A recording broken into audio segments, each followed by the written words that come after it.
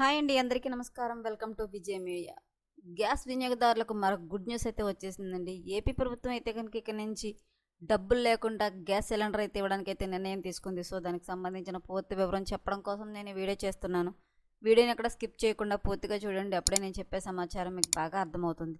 అలాగే వీడియో నచ్చితే కనుక వీడియోకి లైక్ ఇచ్చి నన్ను సపోర్ట్ చేయండి. కొత్తగా ఎవరైనా మా ఛానల్ చూస్తున్నట్లయితే కనుక తప్పకుండా సబ్స్క్రైబ్ చేసుకోండి. అప్పుడే నేను పెట్టే మరిన్ని అప్డేట్స్ అన్ని నోటిఫికేషన్కి అయితే వస్తాయి.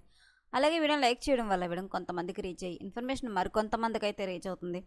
సో లేట్ చేయకుండా ఆ వివరాలు ఏంటో చూద్దాం. లబ్ధిదారులు సిలిండర్ బుక్ చేసిన వెంటనే తగిన రాయితీ మొత్తం ప్రభుత్వమే లబ్ధిదారుల డిజిటల్ వ్యాలెట్ లేదా బ్యాంక్ ఖాతాలో ముందుగా జమ చేయనుంది.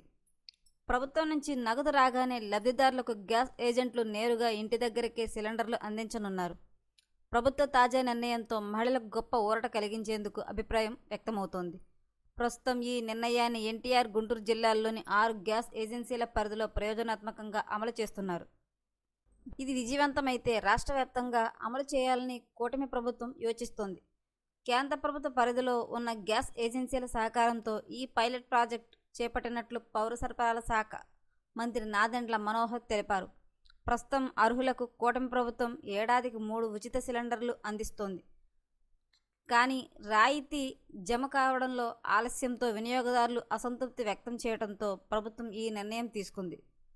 కూటమి ప్రభుత్వం అయితే కనుక ఏడాదికి 3 సిలిండర్లు ఇచ్చే పథకాన్ని అయితే అమలు చేసింది. సో అవి డబ్బులు ఇచ్చే విధానంలో కొంత జాప్యం జరగడంలో ప్రభుత్వం మరొక కీలక నిర్ణయం అయితే తీసుకుంది. ఇక నుంచి నేరుగా ప్రభుత్వమే ఖాతాలో డబ్బులు జమ చేయనుంది. సో ఎప్పటికప్పుడు మరిన్ని లేటెస్ట్ అప్డేట్ల కోసం మన ఛానల్ తప్పకుండా సబ్స్క్రైబ్ చేసుకోండి. Thanks for watching.